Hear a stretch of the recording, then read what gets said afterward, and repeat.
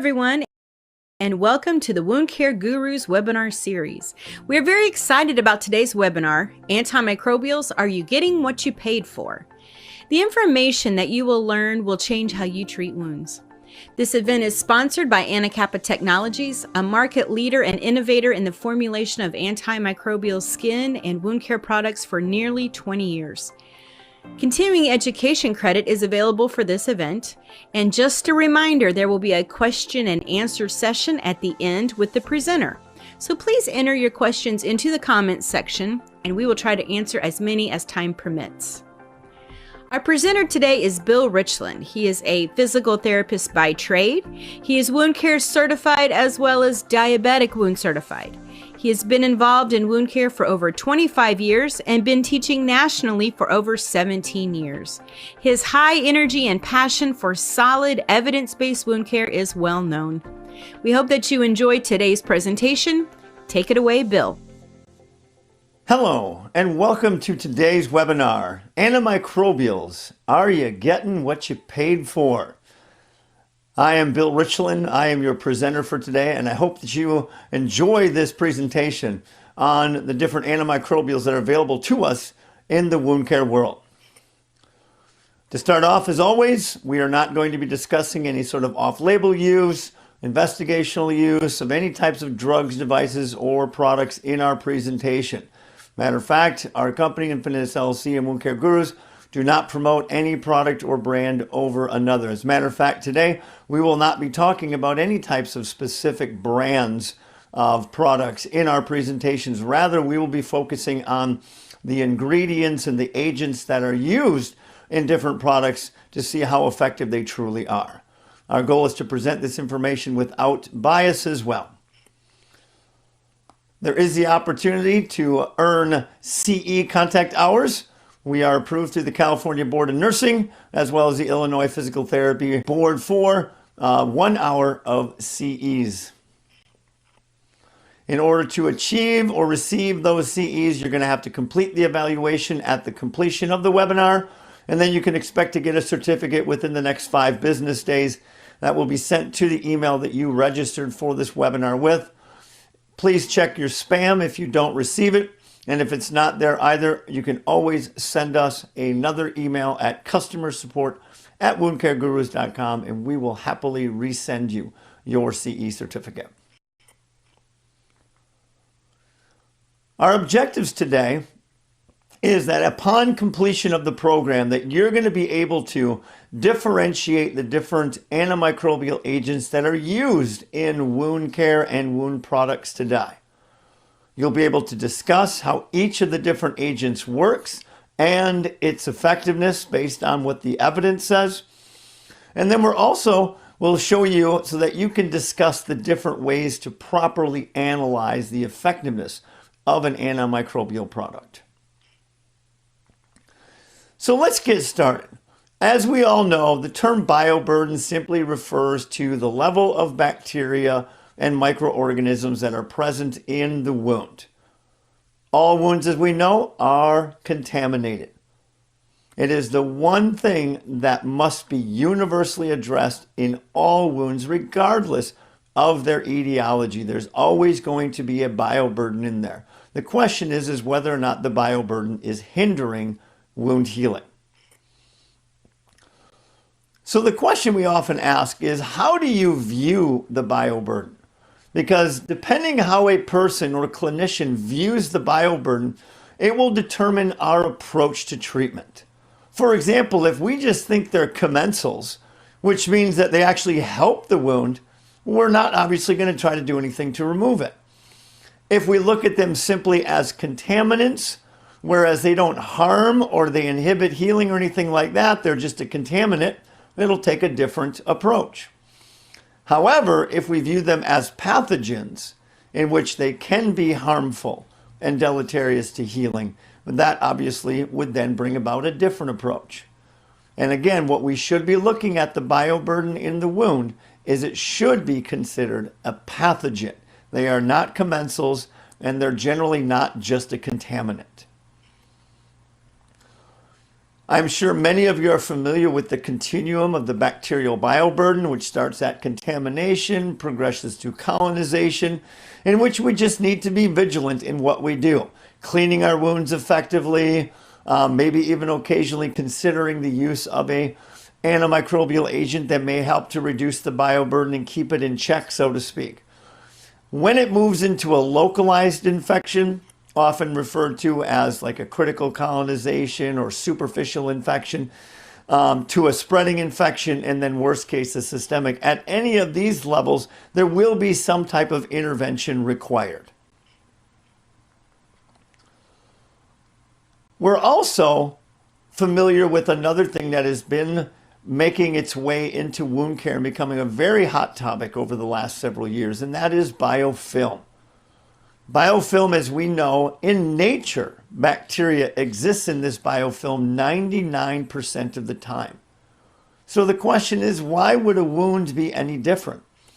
And it seems, according to the evidence, it's not that much different. Right now, it is said that anywhere from 60 to 80% of chronic wounds have a biofilm. In comparison, in acute wounds, generally, typically, according to evidence, have only shown a biofilm about 6% of the time. When we look at biofilm and we look at the microorganisms that make it up, the question becomes, what's the difference between a planktonic versus a sessile cell? See, your planktonic cells or bacteria are ones that exhibit rapid proliferation and spread.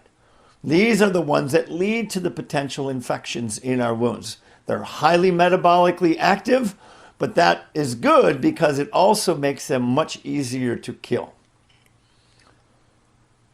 On the other hand, we have sessile cells or bacteria that are very slow growing, and they are focused on perseverance. And what happens in these polymicrobial communities that can be made up of bacteria, fungi, yeast, and any other microbes, they join together in a protective slime. As you can see in the little video clip here, this is a naturally occurring biofilm at the end of a drain pipe where the water, it just sits there chronically. It's always moist, so the bacteria grows and thickens into this very thick and distinct biofilm. Now, I want to be clear. Rarely is a biofilm going to be visually seen in a wound. Because again, you can see how thick it is here in the video to be able to physically see a biofilm.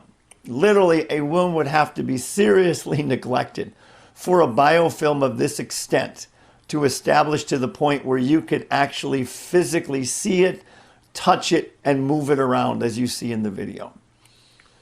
Now, the challenge, of course, when you have these biofilms and the bacteria and the cells within them are sessile, they're much more difficult to kill. They're resistant to standard antibiotics, topical biocidal agents, as well as your own body's inflammatory cells.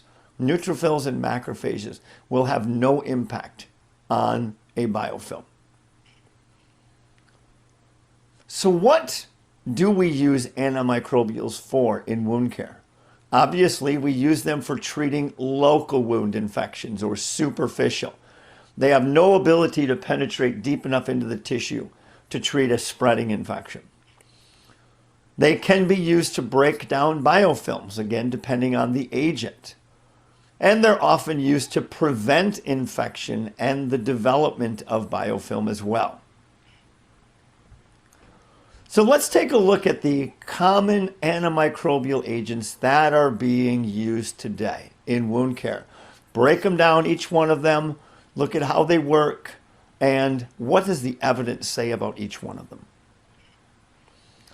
We'll start with topical antibiotics. Now, as we know, these are very commonly ordered in chronic wound care as well as acute wounds. The key thing is, due to their overuse, resistance is actually more common than you think. And according to the evidence, most of the products have lost their significance regarding chronic wound antisepsis. What the evidence actually says is that topical antiseptic agents are superior in chronic wounds than topical antibiotics. Again, due to the risk of resistance, these should never be your first choice. Only mupirocin still has shown some benefits in chronic wounds. Pretty much all of your other topical antibiotic agents show no effectiveness in chronic wounds. So what's our final judgment then on this product? In chronic wounds, they are obsolete. In acute wounds, it is still current to use them. Next is chlorhexidine. Everybody's familiar with this, okay? This agent was discovered back in 1946 and actually put into practice in 1954. It's available in 3 different forms: diacetate, digluconate, and dihydrochloride. Now, cytotoxicity with this product is dose dependent. Again, the higher the dose and concentration, the higher the level of cytotoxicity. However, in its antimicrobial action, it is a very fast-acting agent. How it works, basically, what is said is that it's positively charged, so it binds to the negatively charged cell wall of the bacteria. This then destabilizes the cell wall and enters the cell, attacking the cytoplasmic membrane and thus destroying the bacteria. It has shown rapid activity against gram-positive bacteria, less effective on gram-negative, ineffective against any type of spores, and there is some ability to inhibit biofilm formation. But the evidence out there is not strong, definitive, or absolutely conclusive. So what does the actual evidence say about the use of this product in chronic wounds? Well, again, the evidence says for it to be bacteriostatic or bactericidal, you need it to be equal to or greater than a 2% concentration. So diluting these products down basically makes them ineffective as an antimicrobial in any way. Currently, the FDA has only approved this product in this chemical as a skin and superficial wound scrub at the 2 to 4% concentration. So basically cleaning intact skin and maybe partial thickness wounds. It is not well supported in full thickness wounds and chronic wounds.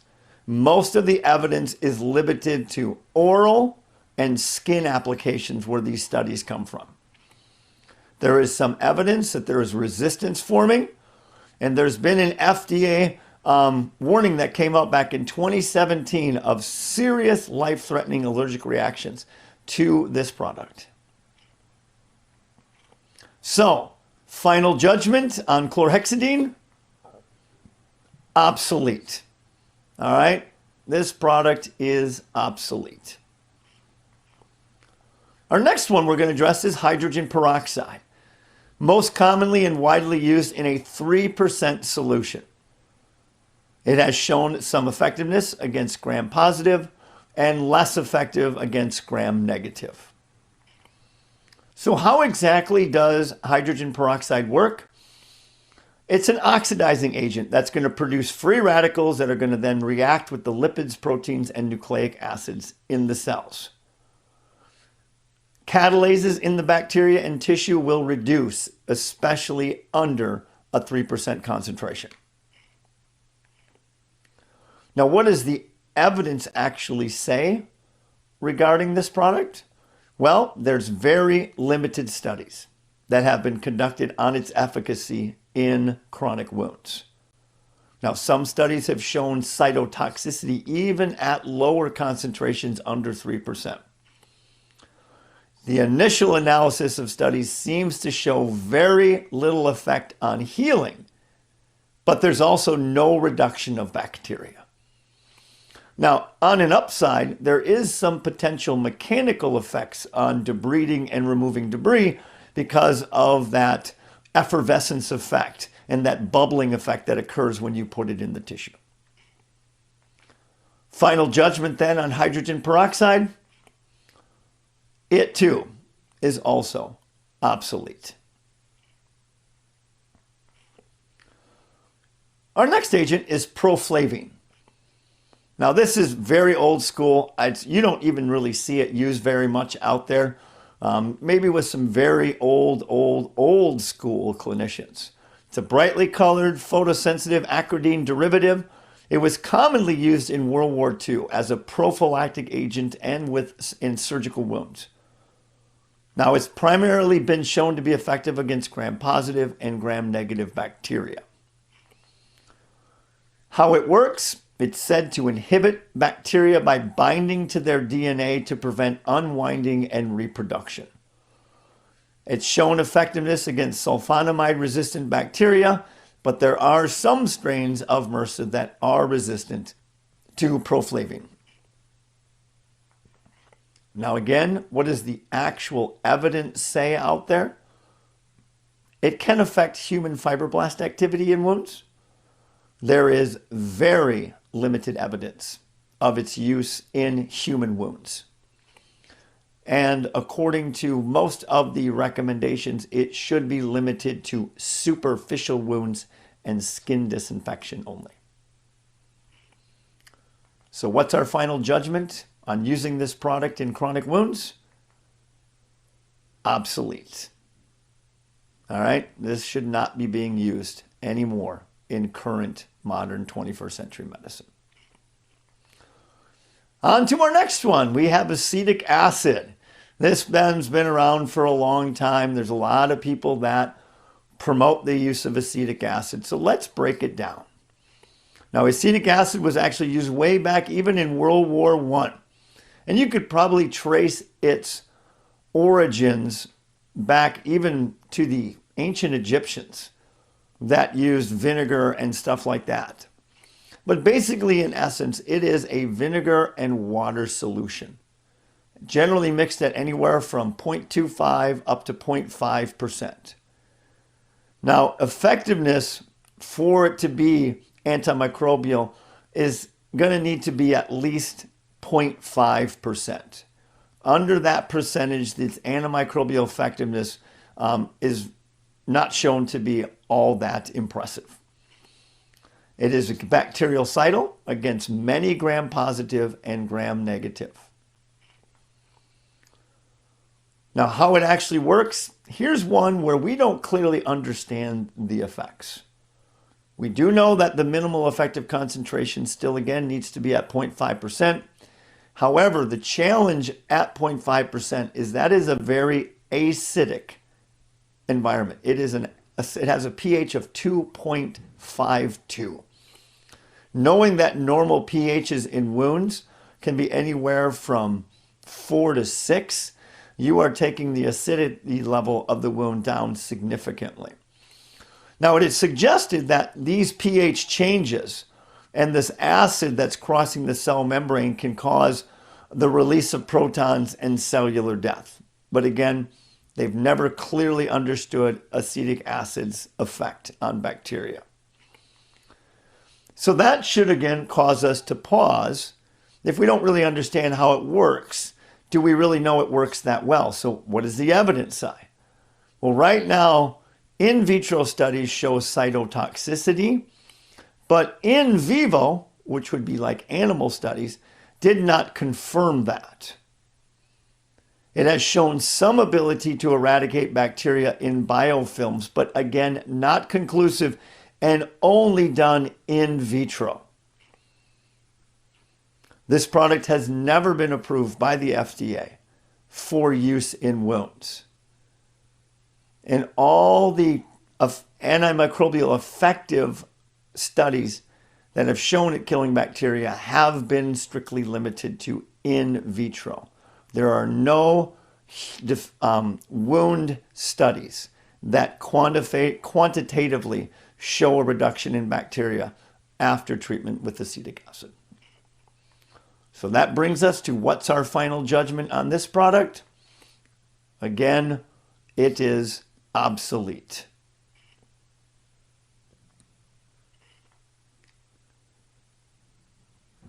Our next agent we're going to discuss is gentian violet and methylene blue, or what I commonly call GVMB. Now, gentian violet was first introduced as an antiseptic way back in the late 1800s. Okay, it was used topically. Once again, very old school product.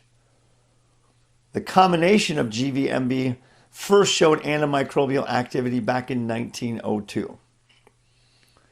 Now, again, using these chemical dyes, which is what they are, and putting them straight into a wound is very uncommonly seen today.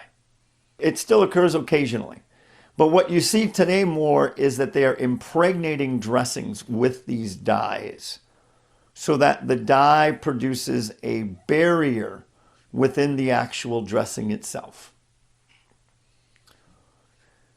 Now, once again, here is another agent where the mechanisms of action are not clearly understood.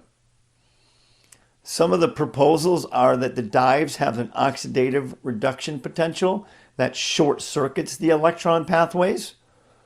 It is positively charged, so its activity tends to differentiate it towards gram-negative. With today's current use of the dyes being put into dressings, understand that those dyes are not released from the dressing.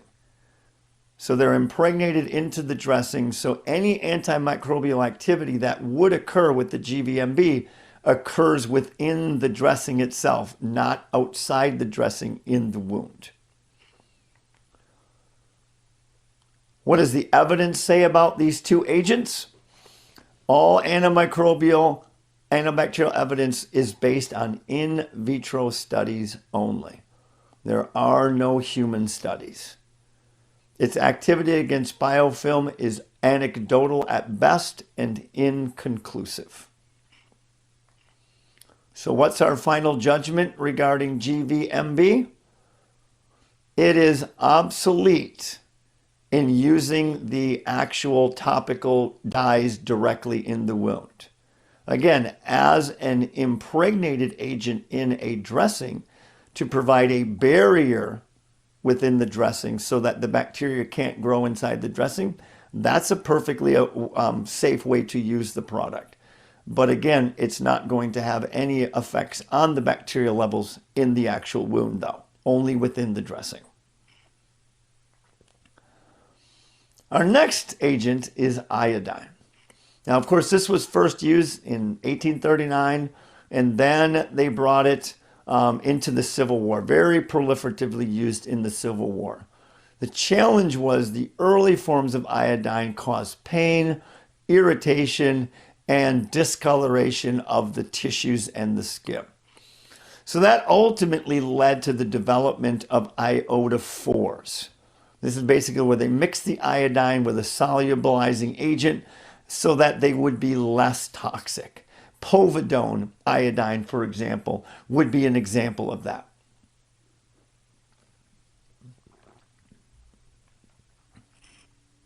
How exactly does iodine work? Well, it has a very broad spectrum activity against gram-positive and gram-negative viruses, fungi, and yeast.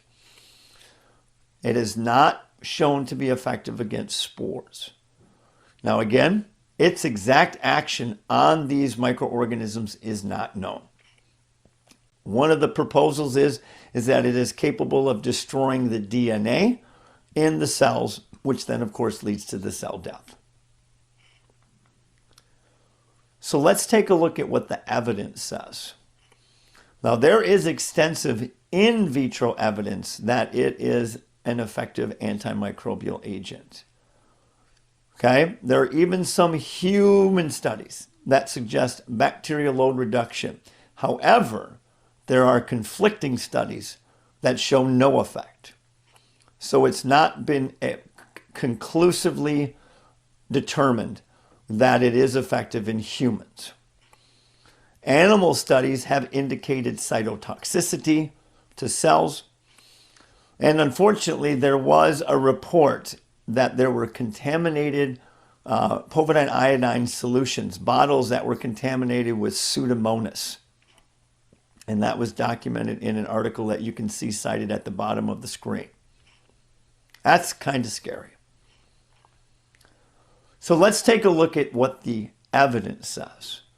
Well, currently, what we know is that the FDA has only approved the use of povidone iodine for first aid treatment of small acute wounds and skin cleansing. We know that both the Department of Health and Human Services and the Agency for Healthcare Research and Quality state that these products should not be used in pressure injuries. And I'm going to be honest with you. If you can't use it in a pressure injury, it means why would you use it in any other wound? A full thickness wound is a full thickness wound. The etiology has nothing to do with the chemical agent. So if it's really not recommended for full thickness pressure injuries, and we probably shouldn't be using it in full thickness any type of injury. Now there can be some effectiveness against biofilm, but unfortunately it does rapidly degrade, which means its long-term staying power and prevention of the biofilm from reestablishing itself is very limited. We also have iodine dressings now. These dressings are impregnated with iodine. Some of them are called condeximer iodine, and just understand the word condeximer is just a fancy word for starch. But these products show similar effects to the povidone iodine in reducing bacteria, but they don't have the negative effects on decreasing healing. And there's much less conflicting studies here.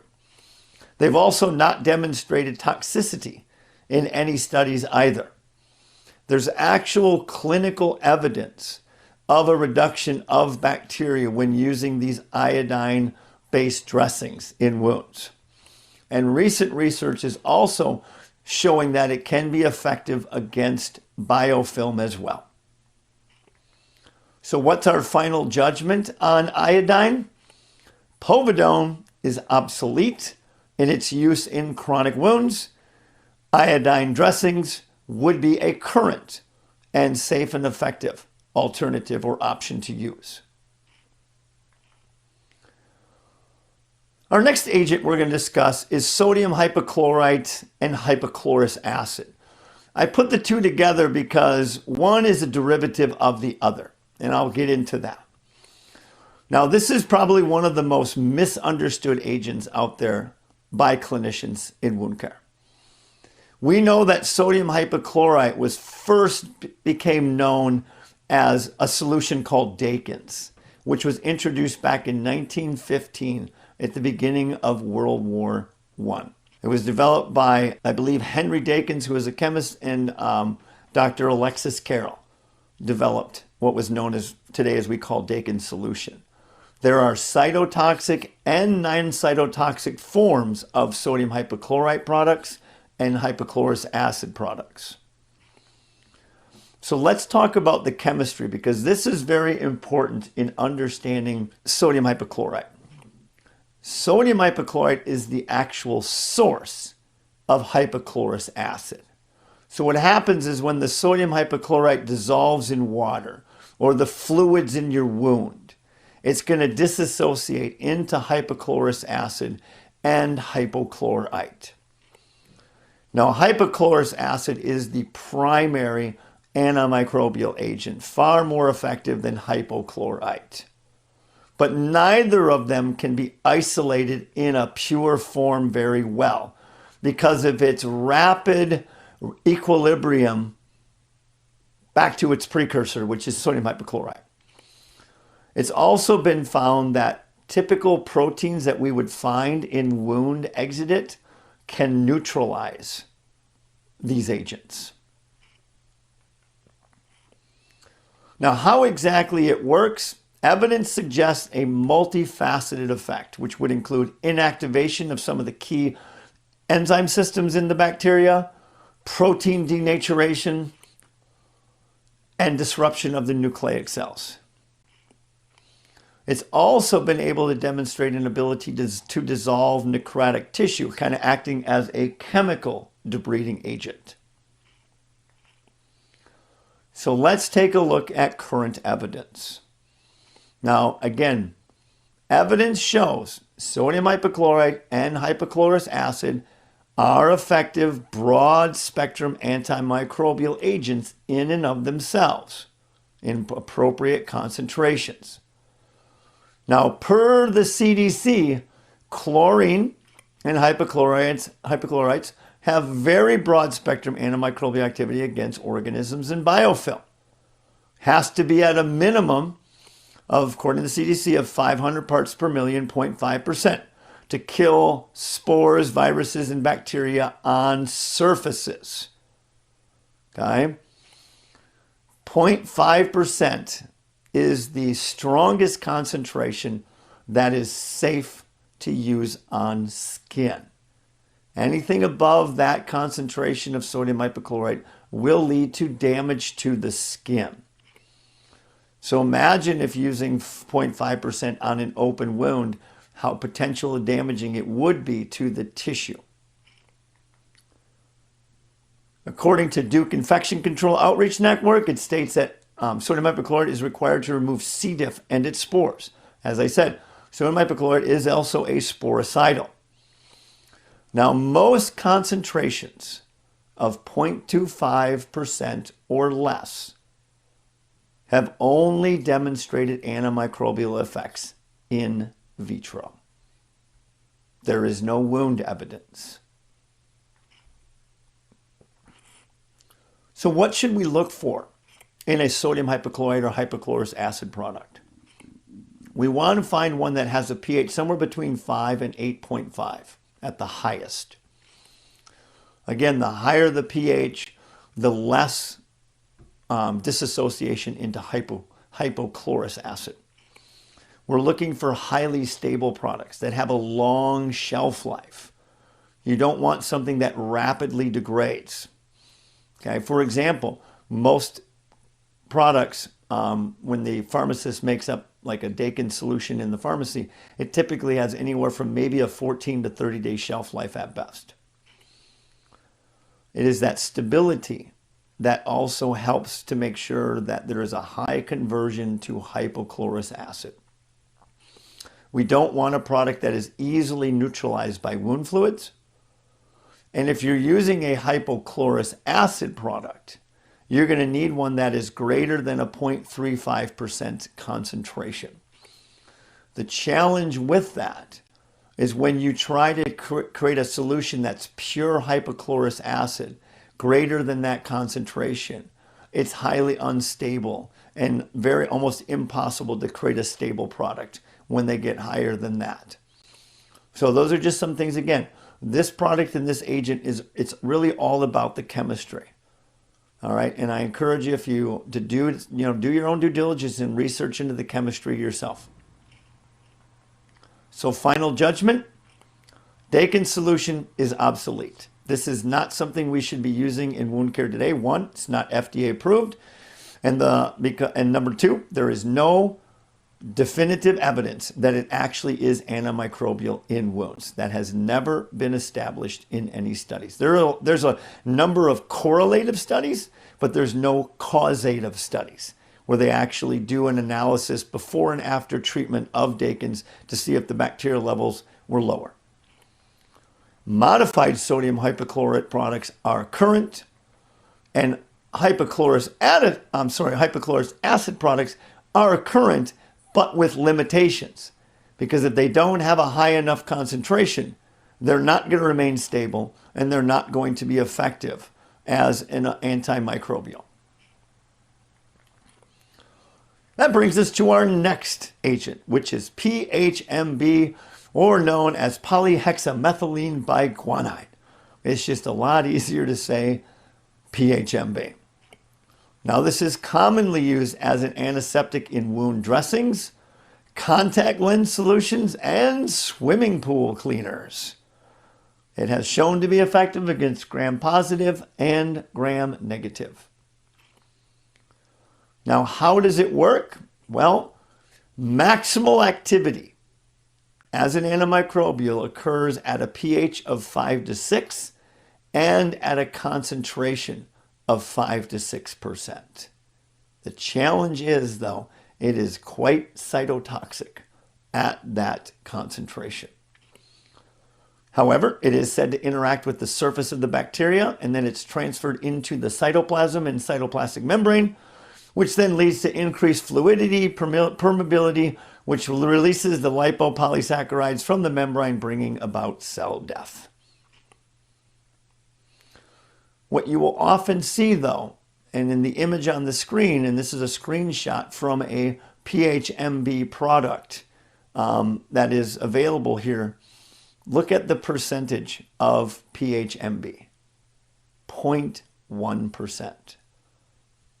And right now, the studies and evidence show that for it to be really effective, it's got to be 5 to 6%. So this is kind of, I saw this picture, I'm like, yeah, I thought I would show this because when you have an effective amount of PHMB, this kind of just shows how it zaps the bacteria, disrupting the membrane, disintegrating the protective layer, and then the cell collapses and dies. So just kind of a real cool picture. Thought I'd throw that in there. Now, let's take a look at evidence, because that's what this presentation is all about. What's the evidence side? Currently, right now, it is classified as a Category 2 carcinogenic and mutagen by the European Union, Sweden, Australia, and Japan. That doesn't sound good. Most of the literature related to its effectiveness as an antimicrobial is in contact lens disinfecting solutions. That's right, not in wounds. There's actually no peer-reviewed clinical literature for use in wounds. And currently the products that are on the market today have only between a 0.1 and 0.2% concentration, which will significantly limit its effectiveness, understanding it generally for it to be truly effective, 5 to 6%. So what's our final judgment here? Current with limitations. Now, what do I mean by that? That means it can still be used as a preservative agent. It's often used to preserve contact lens solution, so it doesn't get bacteria growing in it. All right? But it's also limited because if you don't have a high enough concentration, it will affect the effectiveness of the product. So it's not just a matter of, oh, this agent is in my product. You have to look at what concentration as well too. So it is a current product, but there are a lot of limitations that go along with it that you need to assess. Silver. We're all familiar with this. There's a long history of silver, dating back even into the medieval times, of the use of silver to try to keep well water clean. SSD, or silver sulfadiazine, became very popular in the 60s. The most common today still are SSD, silver nitrate products, and nanocrystalline silver products. How it works is when silver is introduced into a fluid environment, it will release the silver ions, Ag+. These will then bind with the negatively charged parts in the proteins and nucleic acid, inducing changes to the cell wall, membranes, and the nucleic acids in the cell. It also will then interact with carboxylates, phosphates, and amines, negatively affecting respiration and nutrition in the cell, and that ultimately leads to cell death. So what does the evidence say about silver today? Well, in vivo studies, its antimicrobial activity is well established. However, human studies are limited, and most of those wounds are only burn wounds. They don't have a lot of studies on any other types of chronic wounds, mostly acute burns. Now, there are no negative effects on healing, but antimicrobial activity is not definitive. To pour silver, put it directly in a wound to be antimicrobial would be highly toxic to the tissue, which is why you don't have any products out there that are a pure silver-based type of product. Silver is ineffective against CRE, C. diff, C. diff spores, and biofilms. What are some things you need to know about silver? it is said that humans are slowly developing resistance to it because of its extensive use. 2, you should never mix a silver dressing with saline. Don't wet dressings with saline, period. Because what happens is the chloride ion in saline is going to bind with the positive Ag plus ion, the silver ion, and that becomes AgCl, silver chloride, which is not soluble and is not antimicrobial. Now, if you hear from a product company that it's okay to use silver with it because it doesn't affect the silver in it, then here is what you need to know, is that in that case, the silver in their product is likely not Ag+.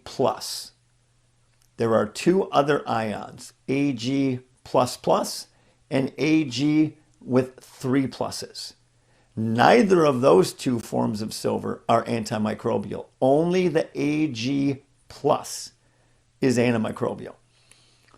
So when those other products are mixed with saline, they weren't antimicrobial in the first place, and therefore they're not going to be affected by saline anyhow. Again, it's chemistry. The silver concentration in the product also will determine how long a product will remain antimicrobial. Generally, it takes about 65 to 75 micrograms of silver per gram of product to give you about 24 hours of antimicrobial activity. Other things we want to know about it is, as you know, silver comes in dressings, often as a coating. Sometimes it's impregnated directly into the structure, or it's a combination of both. The dressing has to get wet in order to activate the silver within the dressing. A dry silver dressing will not kill anything. The problem, and what you need to know, is that the silver never leaves the dressing and enters the wound. Okay? If it did that, the FDA would consider that silver to be a drug, and that product would no longer be considered a topical dressing. It would have to go through FDA approval as a drug, which means the silver activity on microorganisms only occurs within the dressing. I got 2 screenshots down here on the bottom that came right off of FDA clearances or websites of silver products. The one here says contains silver sulfate, which acts as a preservative to reduce or minimize growth of microorganisms within the dressing. The other one, in our silver products, the antimicrobial occurs within the dressing. And the correlation between in vitro testing and clinical effectiveness has not been evaluated. Okay? Those statements are put there for a reason. Now, with hydrogel products that have silver in them, they don't need to be activated because it's a moist environment. But that silver is still only acting as a barrier within the hydrogel. It does not, again, release that silver directly into the wound. So our final judgment, it is current, but with limitations, in that it's primarily a barrier or preservative agent within a product. It's going to have no significant antimicrobial effects in the wound. The last agent I want to talk about is medical honey. This was used by the ancient Greeks and Egyptians. Leptospermum genus is the genus that you generally see most often used. Its purported actions is an immunostimulatory, an anti-inflammatory, and a debriding agent. How it works? It's said to be hygroscopic, which means it draws moisture from the environment, thus dehydrating the bacteria. There's enzyme glucose oxidase, which produces gluconic acid, and H2O2, hydrogen peroxide. And the high sugar content and low pH hinders the growth of bacteria. So those are kind of the proposed things of how it works to be antimicrobial. Now, what does the actual evidence say? It is not considered a wound antiseptic in any study. All studies have been only done in vitro. There is some evidence in vitro it can disrupt and prevent biofilm formation, but once again, that is in vitro only. And in vitro studies, again, do not correlate with clinical efficacy. Yet there is no clinical evidence in actual wounds of any medical honey product reducing bacterial levels. So the final judgment, again, current, but with limitations.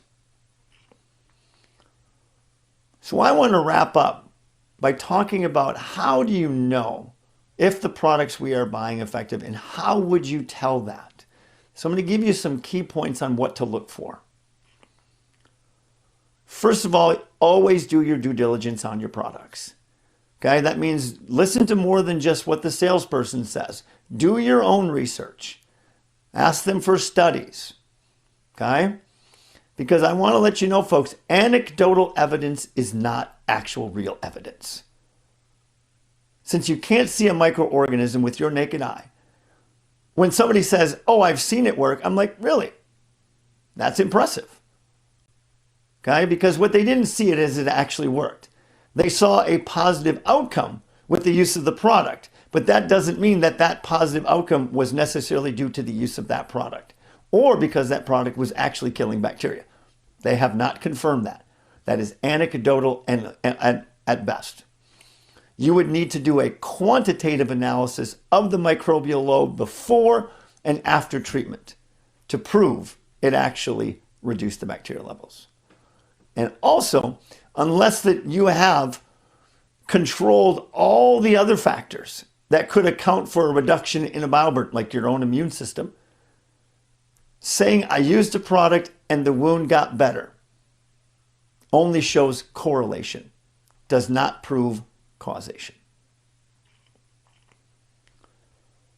Should we assume just because a particular product has a particular agent in it, by default that makes it effective for treating the bioburden? No, we should not. You can throw these agents in any product, but if it's not at a sufficient concentration, if it's not released from the product, it's not going to do it. For example, here's a product screenshot I took here. It says it contains PHMB as a preservative, which is an antimicrobial effect, but it certainly isn't going to kill bacteria in your wound. So what we want to ask is, what capacity is the product actually antimicrobial? So does it really physically reduce the bacterial levels in the wound? How does it do that? Or is it just a preservative, like I introduced on the last slide? Or is it just a barrier in the dressing, like it's impregnated with this product so it prevents bacteria from getting through the dressing and growing within? Or is it just an inhibitory effect on bacterial growth? It just creates an environment where bacteria don't grow, but it doesn't actually kill them. So that's a question to ask. What capacity is the product antimicrobial? Another question to ask is the product sufficient in and of itself to treat a local wound infection? That's kind of a litmus test question, in my opinion, when you're talking to a representative of a particular product. Just, come right and ask them, said, hey, if my wound got infected today, could I treat it with just your product alone and that would eliminate the infection? And see what their answer is. All right? Because a lot of times when you read the data, the literature on it, you're going to find that a lot of the times it is just a preservative. Okay, here's a screenshot from a product. This is a screenshot of the FDA clearance, 510K clearance. So again, another thing to do, read the label and the literature. The FDA thoroughly reviews all of the information that a company puts into print, their website, their brochures, because they have to ensure that the manufacturer is not promoting things it can't prove. Pie in the sky claims. So they can only put in print what they can prove. So read the label. Does it say it only acts as a preservative, or does it say it actually kills or reduces bacteria? Again, I'm using examples from screenshots of actual products on the market today.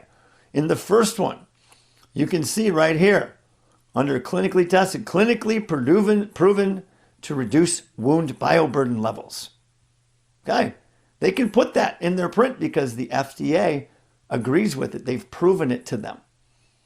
Whereas the product at the bottom is simply saying that it's a preservative within the solution because that's all they have shown it can do. Read the label and literature again for keywords. Here's a screenshot of a product off of one of their brochures or advertisements. Look what it says. Removes microorganisms, physically disrupts the biofilm. Well, removing an organism is not killing it. I can remove an organism by cleaning the wound with saline and gauze. That removes bacteria too. Would you agree?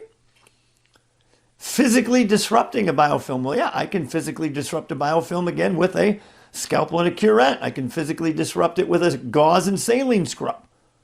Again, that doesn't say it kills anything. So be careful when you read the wording. Words have meaning. You want to ask, what kind of testing has the product undergone? Has it just been subjected to a preservative test, what we call USP 51? Remember, we don't treat wounds in a bottle. A preservative agent just prevents the growth of bacteria in that product, in the bottle. So you can see here this screenshot off of a particular product. It says it passes USP 51. USP 51, folks, is a preservative test. All right? And you see down here, I highlight reductions in microbial growth in solution have not been shown to correlate reduction with infections in patients, as clinical studies to evaluate reductions in infections have never been performed. Okay, you need to read this stuff, people. Have they undergone the FDA's wound simulated testing? Hey, folks, I just want to let you know, the FDA has one specific testing criteria if your product is going to be cleared as an antimicrobial agent. They have one test. You subject it to the test. If it passes the test, you will get the FDA clearance as an antimicrobial. If you can't pass the test, they won't clear you as that. So this was a screenshot off a product that basically said they did the FDA testing, which requires them to test their product in the presence of interfering substances that simulate the normal load conditions in a wound environment. All right? The FDA has a specific criteria. Your product has to subject to it and pass it to be antimicrobial per the FDA.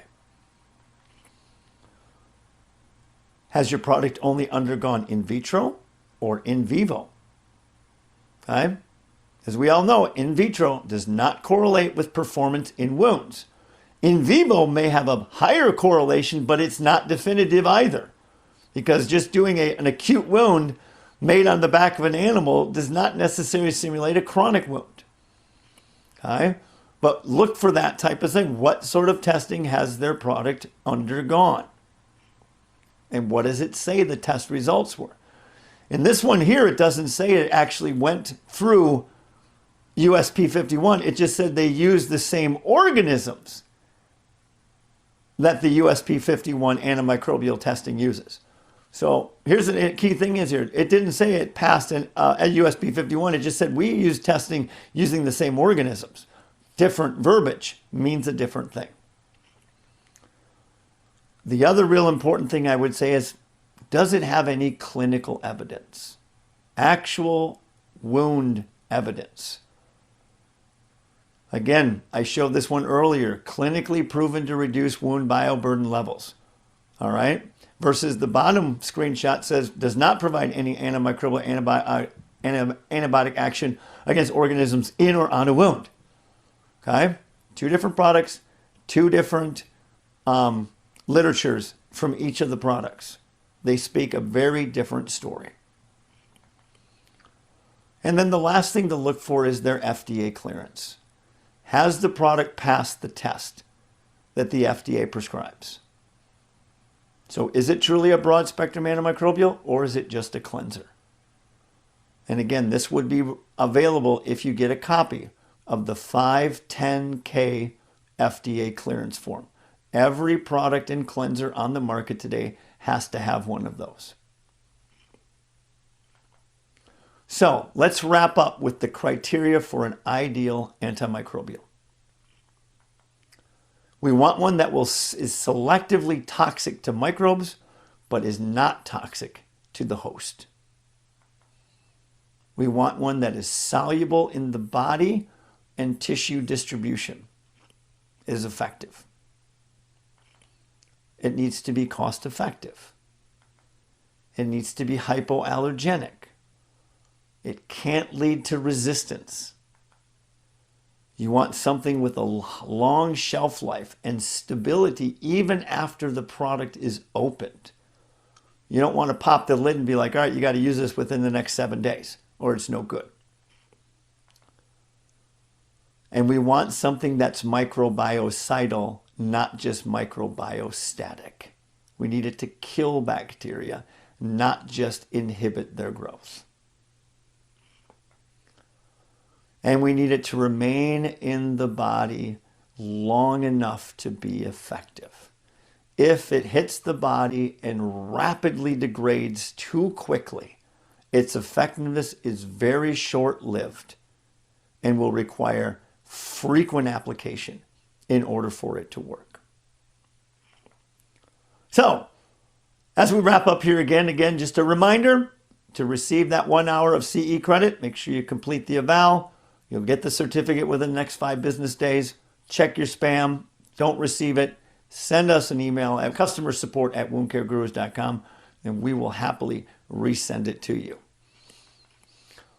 I want to thank everybody for tuning in and listening to this webinar. I hope you learned a lot today. We are going to take some questions here in a minute, but just in case you don't get your questions asked in the short time that we're going to take live questions, I would certainly encourage you. You can email me, bill@woundcaregurus.com. You can call our 800 number, 844-WOUND-GURU, and we will be more than happy to get back with you to answer those questions. Thanks again, and have a great day.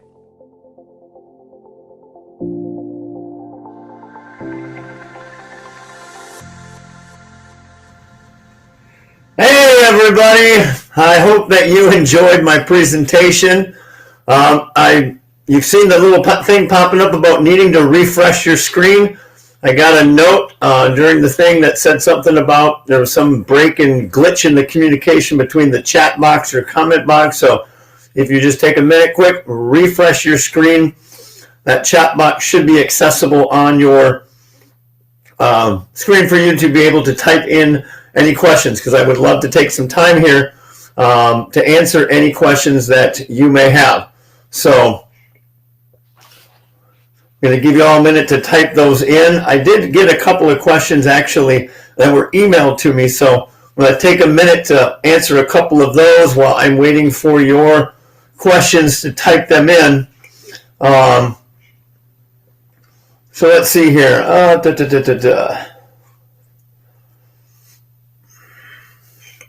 So why are prescribing clinicians ordering topical antibiotics so often if they don't really work? And when can they work? All right.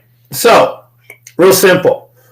Standard topical antibiotics, the stuff you buy, it comes in the package, it's already made up. Those are just, and again, from what the evidence shows, there is nothing that shows they are effective in chronic wounds. When it comes to antibiotics, some of you might be familiar with what they call the MIC level, the minimum inhibitory concentration.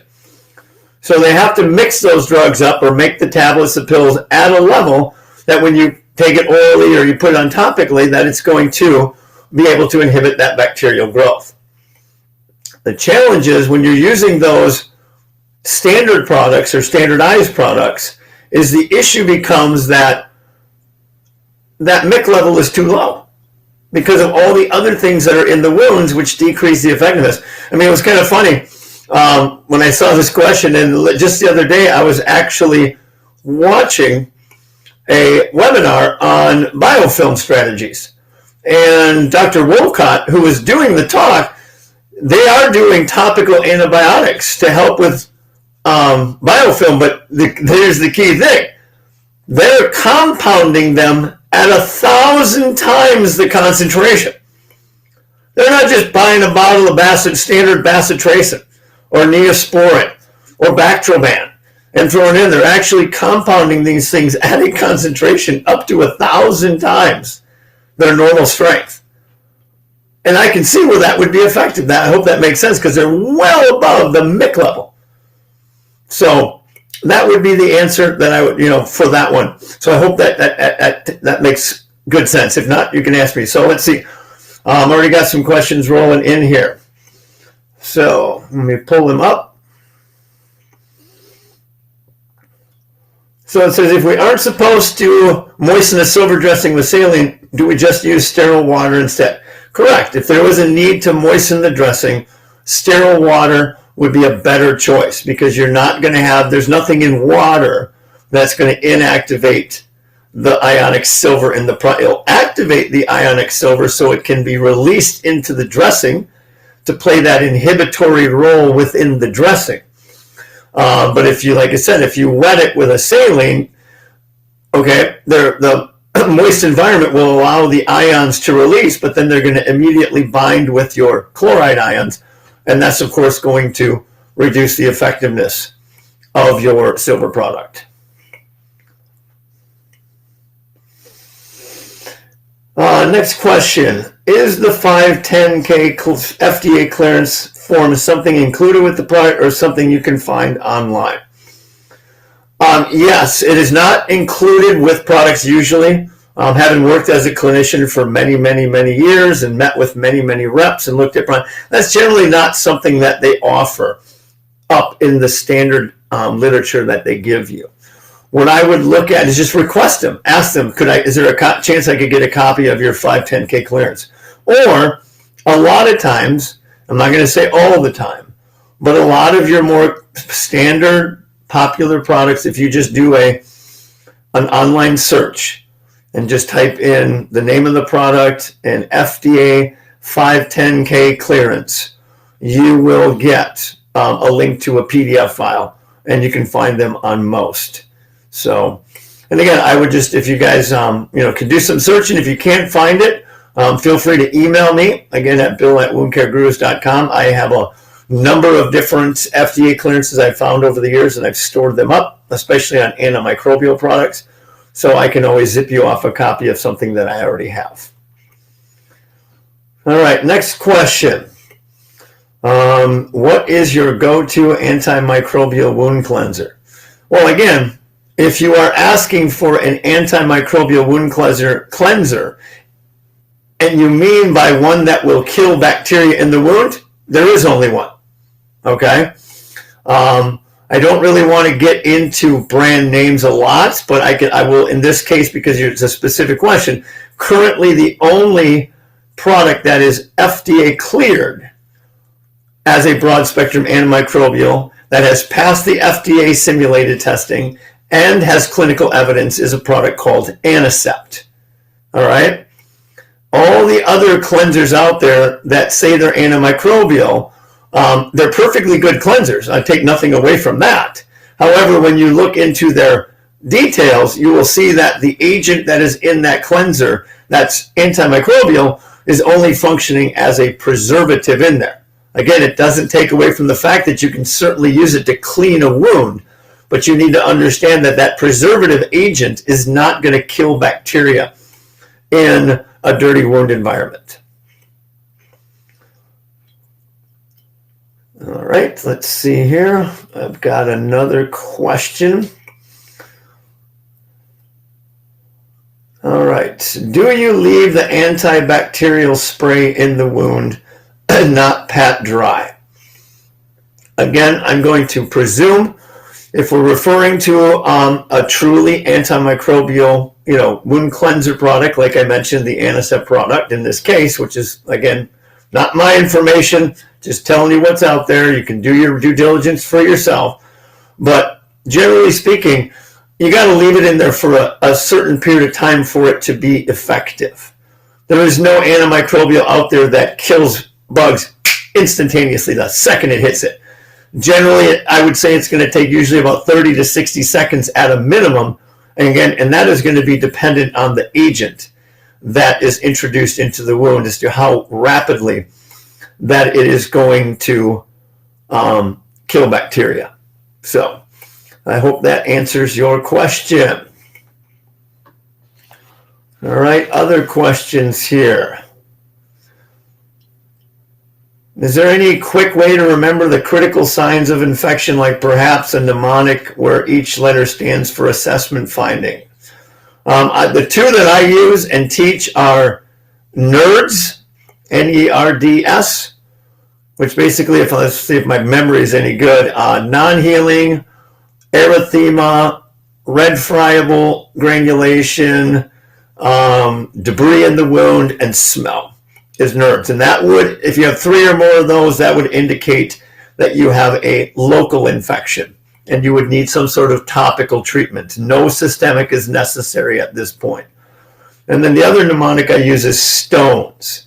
And this would be more indicative of a spreading infection. You need 3 or more of these, and I believe it's size increases, temperature increase, O is for osteo, so bone involvement, N is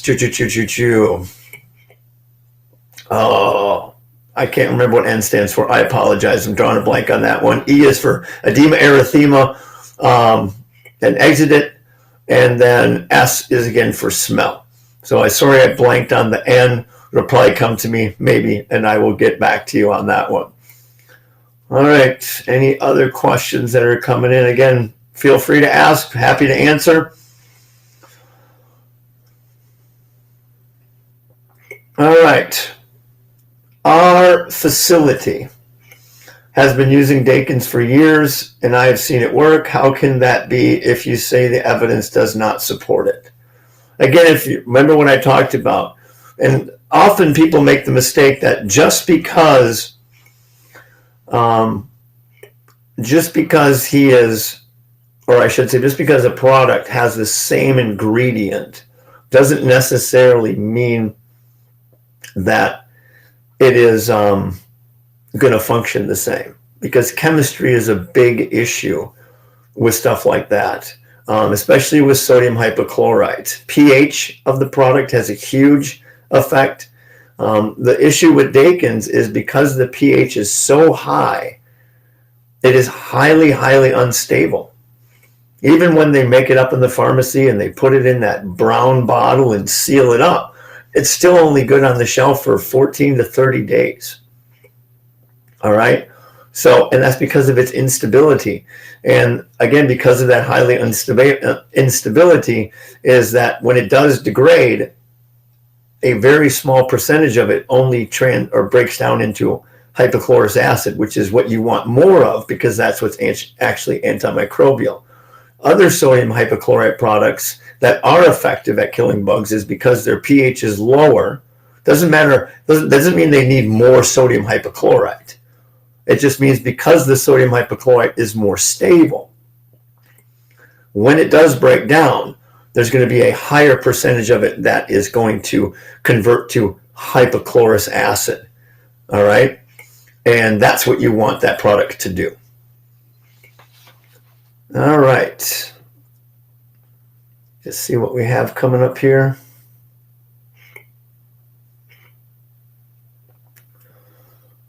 All right. Is there a benefit to mixing Anisept gel or liquid with a collagen for wound healing, like a collagen powder? I do not know of any studies of putting the two together and mixing them is going to have any notable benefit other than, or decrease the effectiveness of either, because the collagen should not technically interfere with the sodium hypochlorite in Anisept, and the Anisept, shouldn't interfere with the ability of the collagen. Again, I'm just using some common sense and logic here because I don't have any studies, because I don't think this has ever been studied. All right.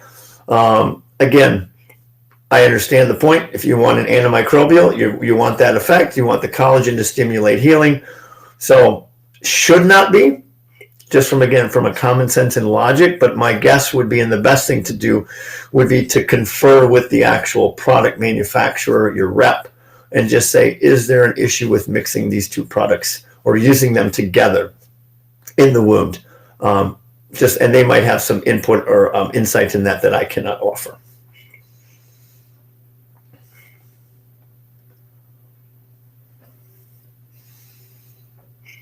All right, what else do we have?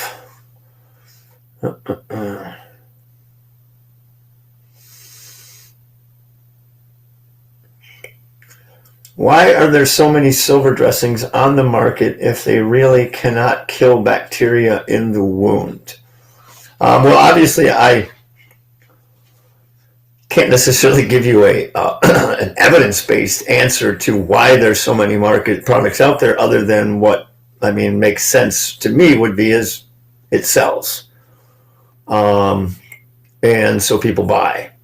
And it's a hot thing. Silver is, people think silver, they equate silver with antimicrobial effects. And so they assume that the silver, then, if they use that silver dressing, it's going to help them kill bugs in the wound. And they make that assumption. And the problem is, where the issue lies is, one, that during the sales presentation, that may not necessarily be disclosed. They may say, yeah, the silver is antimicrobial, which is true. It is antimicrobial within the dressing. They just don't necessarily disclose that little key caveat within the dressing. So if they leave it open-ended, they're like, yes, our silver in our product is antimicrobial and it will kill bacteria. And they leave that open-ended to it so that you fill in the blank.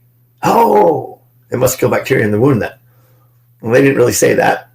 They didn't say it. They didn't either. But they let you come to the conclusion.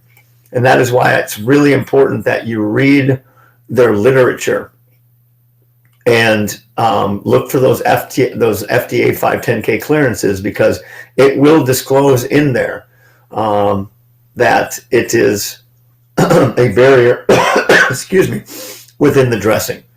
All right. The other thing I would suggest too is just keep in mind that, again, there's nothing wrong with silver dressings. There is a place for every type of dressing in the market. It's just finding out what that place is and when is it the most cost-effective use of that product. As I always teach when I'm lecturing, is we have a responsibility as clinicians to make sure that we practice cost-effective care. All right? And if you compare like a regular standard foam dressing to a silver impregnated foam, just using that as an example, not picking on that product, but a standard foam is a lot cheaper than a silver foam. So if you don't really feel that there's a strong need to have that silver foam because you need that barrier over the dressing, then a more cost-effective choice would be just to use the regular foam. All right? But people like to throw silvers on because it makes them feel good. They think it's doing something, but they're not reading the literature. I was just looking at, somebody sent me some information on a new silver product on the market today. Excuse me. Because I'm always open to looking and learning. And I opened up the brochure, and it said right there, and actually I was rather impressed. It said in rather large print that the silver affected the bacteria within the dressing. So they didn't really hide it in some real tiny, disclaimer at the bottom of the brochure or anything like that. So again, please do your due diligence, and you will be quite surprised, and you'll do your patients a better service. You'll be able to deliver more cost-effective care. So I don't see any further questions coming in at this point. So I want to thank all of you. I hope that you enjoyed the information. The outline and my resources are all downloadable from the webinar here. It should be somewhere available to you. You can click on it and download it. Excuse me, I got a tickle in my throat. If you've got any, if you're looking for that information, so you've got it as a reference. Again, please, if you ever have questions about this topic at all, you can do not hesitate to email me in the future as well too. I'd be more than happy to provide any information that I can to you. So thanks again for attending. I hope you enjoyed this Wound Care Gurus webinar series. We have many more coming in the future, so I hope you will tune in again. God bless you, and everybody have a great day.